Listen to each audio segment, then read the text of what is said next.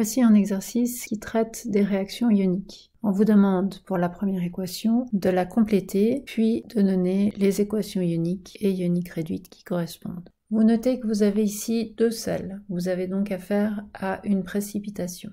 Pour qu'ait lieu une précipitation, il faut que vous soyez en milieu aqueux. On va noter sous chacun des composés les ions qui les constituent, de façon à pouvoir se rendre compte de ce que nous avons comme type d'ion en solution et de ce que nous pouvons former comme nouvelles molécules. Vous trouvez ici donc les ions séparés. Si vous avez de la peine à séparer ces ions et à obtenir les bonnes formules, je vous renvoie à une autre vidéo que je mets en lien. Notez que je n'indique pas la quantité d'ions libérés, mais bien le type d'ion uniquement, parce que si nous cherchons à créer de nouvelles substances, eh bien nous allons faire se rencontrer l'anion d'une molécule avec le cation de l'autre molécule et vice-versa. Et si on regarde ici, eh bien on remarque que nous allons avoir un chlorure qui va rencontrer un sodium pour former du chlorure de sodium.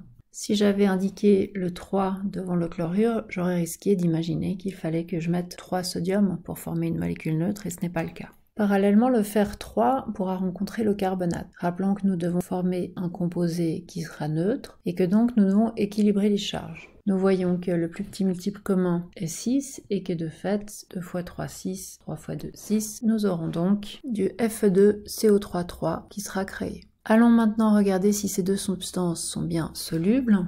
Nous retrouvons ici nos deux réactifs qui tous deux étaient bien effectivement solubles comme nous l'avions imaginé. Voyons maintenant quelles sont les nouvelles substances que nous pouvons créer. Il y a donc le NaCl qui, comme on le sait, est soluble dans l'eau et puis le carbonate de fer qui lui ne l'est pas. On va donc pouvoir indiquer que notre carbonate restera sous forme solide tandis que notre chlorure de sodium sera dissous. Il nous reste à équilibrer cette équation. Maintenant, on nous demande également l'équation ionique. Alors l'équation ionique, ça veut dire présenter tout ce qui est dissous et dissocié sous forme de ions, et ce qui est sous forme de composé ionique insoluble, eh bien sous forme associé. Nous allons donc dissocier tout ce qui est aqueux et ne laisser associer que ce qui ne l'est pas, c'est-à-dire ici notre carbonate de fer. Nous n'allons pas indiquer aqueux pour les ions puisque c'est sous-entendu par la formulation qu'on va utiliser. Et puis il ne faut pas oublier que si j'ai cette molécule, j'ai 2 fers, j'ai également 2 x 3 chlorures. Donc 6 chlorures, également ensuite 6 sodium et 3 carbonates, ce qui va nous donner 6 sodium et 6 chlorures et laisse inchangé le carbonate de fer. Pour indiquer qu'il s'agit d'un précipité, on peut utiliser une flèche vers le bas. Maintenant que nous avons ceci, pour arriver à l'équation ionique réduite, il nous faut identifier les ions spectateurs. Ceux qui se trouvent à gauche et à droite de la flèche de réaction, c'est-à-dire ceux qui sont restés inchangés pendant la réaction. Et en l'occurrence, ce sont les deux ions qui sont également à droite de la flèche de réaction. Donc le chlorure et le sodium. Il nous suffit donc de supprimer ces éléments de l'équation. Nous avons l'équation ionique réduite. Voici deux autres exemples où on va vous demander d'équilibrer l'équation d'une réaction ionique. Ici, nous voyons que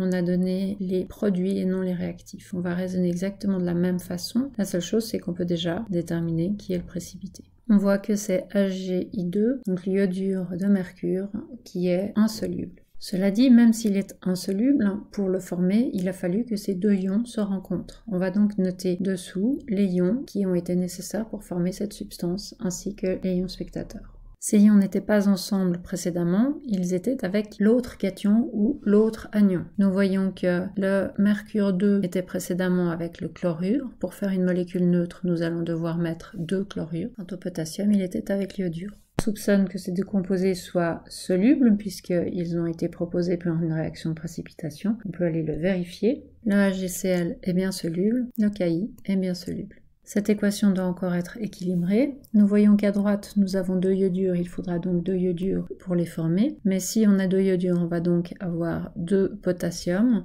ce qui impliquera que nous formions 2 KCl. Et ainsi, il y a 2 chlorures, c'est bien ce que nous avons ici.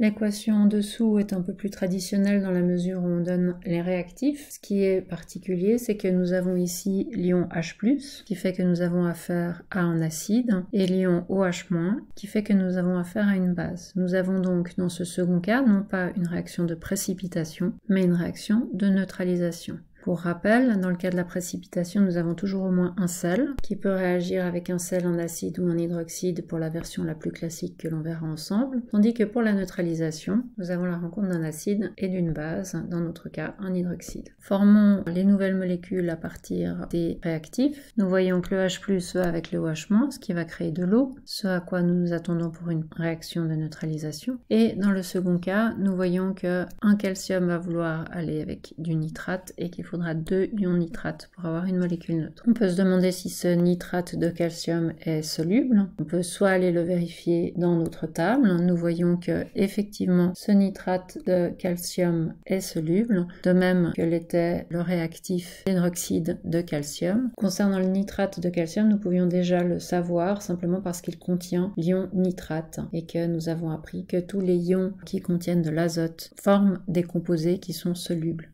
De même que tous les composés ioniques qui contiennent des ions de la colonne 1A. Cela dit, cette règle n'aurait pas pu nous permettre par exemple de vérifier que l'hydroxyde de calcium était bien soluble. Il nous reste à équilibrer cette équation. Nous voyons que dans CaNO3,2, il y a un Ca et 2 NO3- de nitrate. Concernant la molécule d'eau, il faut vous souvenir qu'un ion H+ et un ion OH- forment une molécule d'eau. Ici, nous avons 2 ions H+ et 2 ions OH-. Nous avons donc 2 molécules d'eau qui sont formées.